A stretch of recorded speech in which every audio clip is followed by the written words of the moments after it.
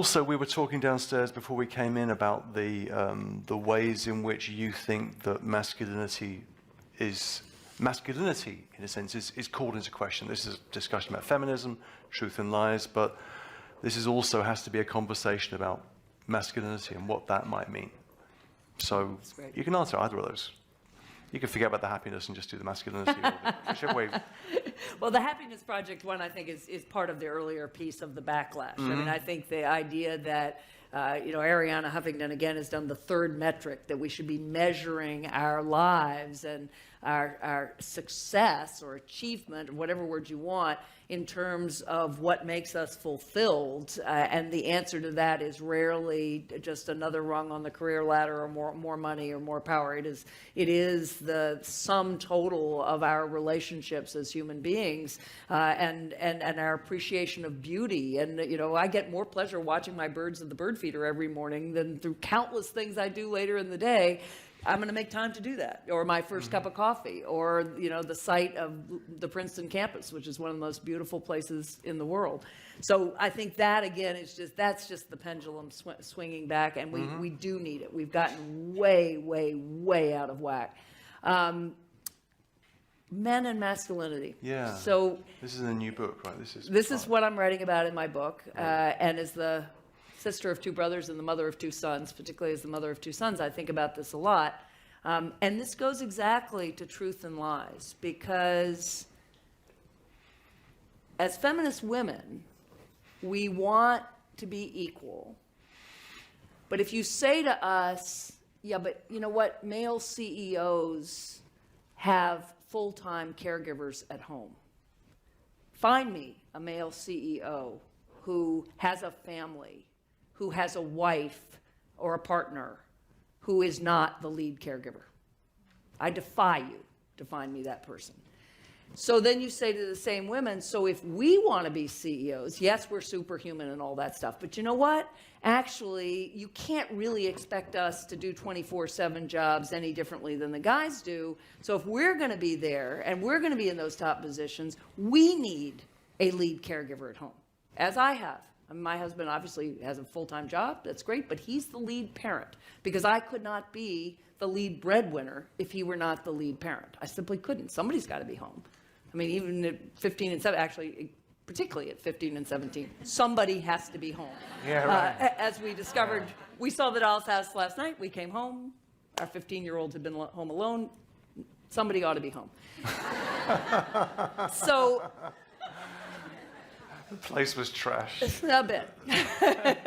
Pizza boxes, we won't go there.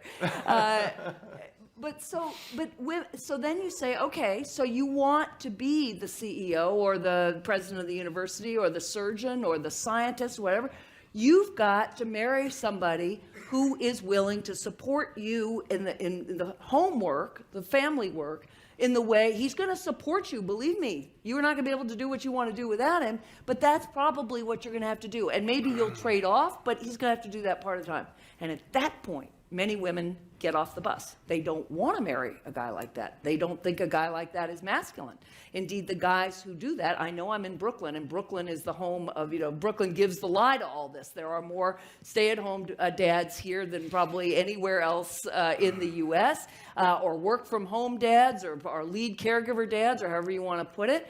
But in most places in the U.S., those dads report that the women they engage with on the playground think they're a little odd. Do not think of them as a model of masculinity. We can't have it both ways, right? Just as I was told growing up, don't be too smart. Don't be too smart around a guy. He won't want you. Well, right, that vision of femininity had to change. It had to change. Guys had to think that women who were powerful and smart and competitive were attractive, because otherwise we couldn't do it. Well, you know what? We have to think that a guy who puts his family first, that a guy who says, no, I want to be the lead parent. I'm going to defer a promotion. I'm not going to be the most powerful guy out there. We have to say, you are a masculine, valued, wonderful man.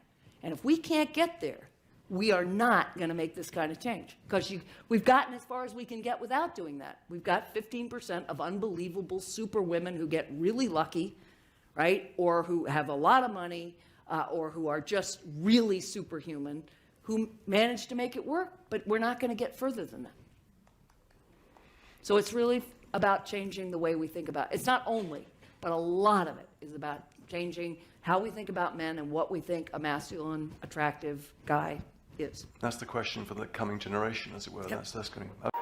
The clip you just heard was from Maria Ann Slaughter, and a podcast that I have been championing on my channel for a long time. Now, that video I sent to BGS, he put it on his women's channel to talk about masculinity and toxic masculinity, because it drives home a point. It drives home a point of the failure of feminism. The failure of feminism in our society today, and how it's led women to an impasse to where they can never be truly happy.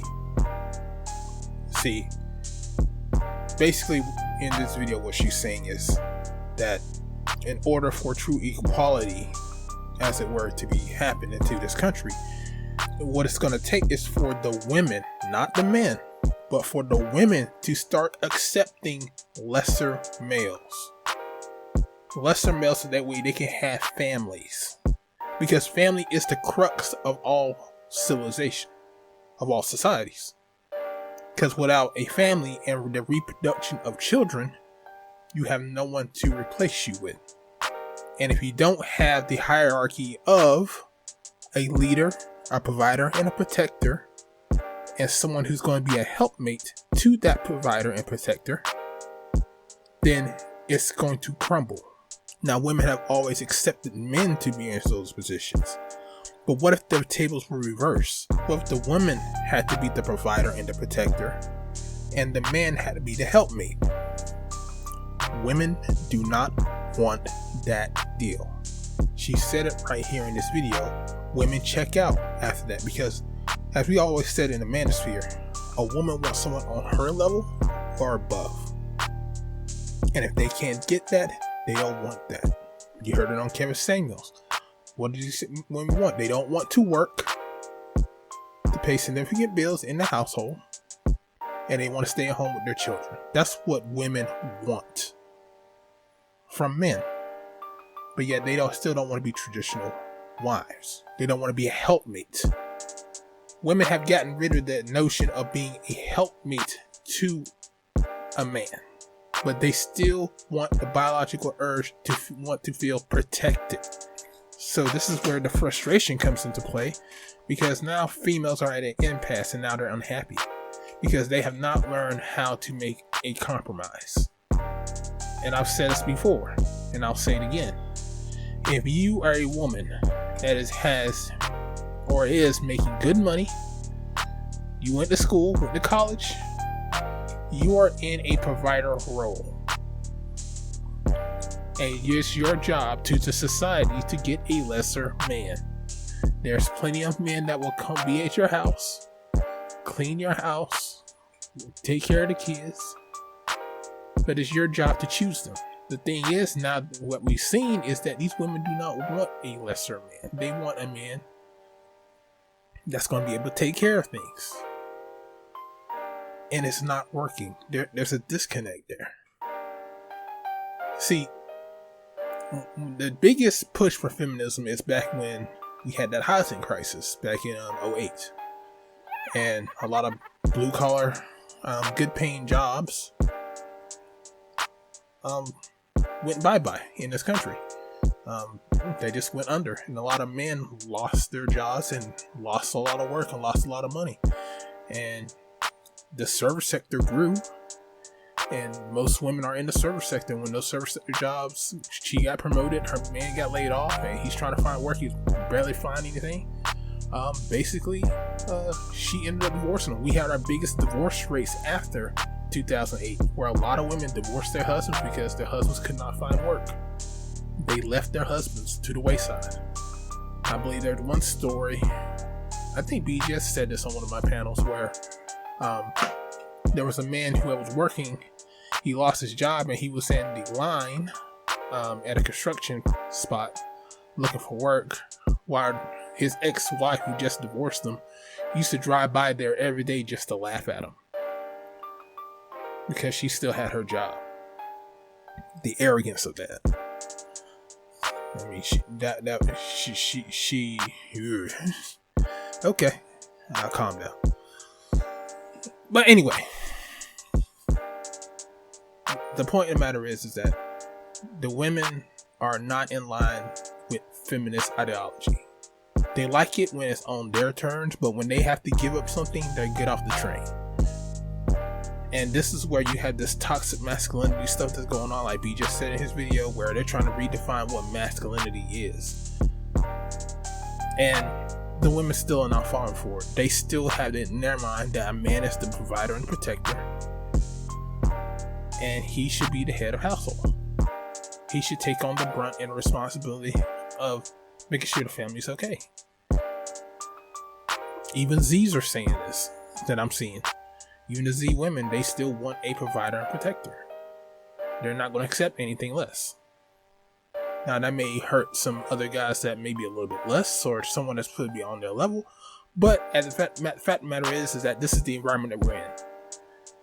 It's not the environment that we want, but it's what we have to deal with. And we have to maneuver with reality and facts. We can't maneuver this world with this predisposition of a fantasy world. This is not Narnia. This is real life that's going on here. And so when these women are dealing in this Narnia fantasy that's in their heads, then they're not going to be able to get the certain outcomes that they want, because they're not willing to come down to planet Earth and look at the landscape as it is, and look at men as who they are. A lot of these females do not want to deal with a guy that's making average pay. Even average chicks don't want a guy dealing with average pay. They want someone making more. Doesn't matter if they're working at Walmart, a post office, a CEO, whatever. They want someone that's making more. Always is. They're not going to make a compromise to come down less. Because at the end of the day, they're not providers. They never have and never will be. See, the difference of what a provider is that the woman and the children are looked after, and the man gets the second hand. Like, he'll make sure his wife has nice clothes to wear, kids has clothes, a kitchen is stocked with food, all the repairs are done on the house, on the cars, everything's good. And then he may have like a little bit of money, and he'll put on his favorite boots he had for about 10 years ago. You know, it's about sacrifice. And this is the part where women have a hard time, because they never really learned how to sacrifice for someone else. Because most of the time that you see these women in this world, a lot of times they don't even sacrifice for their own kids. They won't. Because they believe that the kids should be there for them. They should not be there for the kids. I've seen it in my own life, where a mother will look at her kids and look at them as like what we call the house husband. They turn your son into a house husband and let the daughter be a glorified babysitter while she goes on her dates. You know, and leave the kids at home alone by themselves while she goes out and does whatever. They don't learn how to sacrifice. They don't learn how to sacrifice for their man. They can't even sacrifice for themselves for the most part, because they're too arrogant to understand that sacrificing is a part of being that provider. And if you don't do it, then you can't be a provider. This is why they should not be providers. But once you're in that position, there's no turning back. You're 40 something years old, you're single, and you want a guy making double what you make, but you already making about $60,000-$70,000 a year. He's not, first of all, he's not available, because there's so few guys out there like that. And second, He doesn't want you because most of you chicks are out of fucking weight. You are too fucking heavy. You're out of weight. You don't have good eating habits. You don't have good manners. And then on top of that, half of you don't even want to cook. I'll say over half of you don't want to cook. There should be no reason why I can cook better than any other female out there. I know how to cook better than most of the women around me, except for boomer women and the greatest generation. Especially in my family, because those women knew how to cook. I mean, that pineapple upside down coconut cake. Oh, I need to make a call right now. I'm trying to tell you, boy, that upside down pineapple coconut cake. Nigga. Oh, I might need to make a call. I meant to pay some aunts to go make me a cake. But seriously though, this is the notion from what Marie has been saying in that interview that you saw at the beginning, that women are going to have to change their mind about dating men that are less than them. And also not only that, but making sure those men are respected. Because a lot of times when women get men that are less than them, they treat them like they think we treat them, when it's not the case. Like, they will treat them harsh, they will treat them like a child. Like, you don't get that, this and that. When it comes to men dealing with their family, men want to provide and give women and show their love by doing things for women. He's like, oh, my wife will like this dress. Let me get a dress for my wife. That'll make her happy.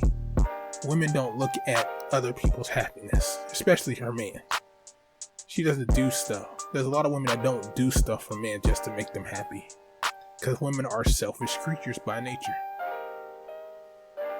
They are. They are selfish creatures by nature.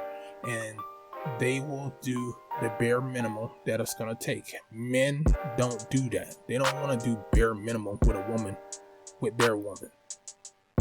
They're willing to go above and beyond to make sure the kids are happy, the wife is happy, and the whole entire family is satisfied before they even look at themselves. And that's the type of sacrifice women love in men. But women do not have that sacrifice in them, which makes it difficult for these older women who have these high-paying jobs to get men of a certain caliber to look at them, because, like we said, they're overweight, they're fat, they're not cooperative, and, you know, they can get a younger model. The same thing that a 41-year-old wants in a man, a 25-year-old wants in a man. And why am I going to waste my time with a 41-year-old when I can go to a 25-year-old model that can have natural kids and be on my program and is still young and youthful? It's just the facts. But I appreciate you guys coming through. I just want to put this video out. I appreciate you, BGS, for letting me know where this video was so I can find it and give it to these guys, because this is something that a lot of guys have been talking about on my channel.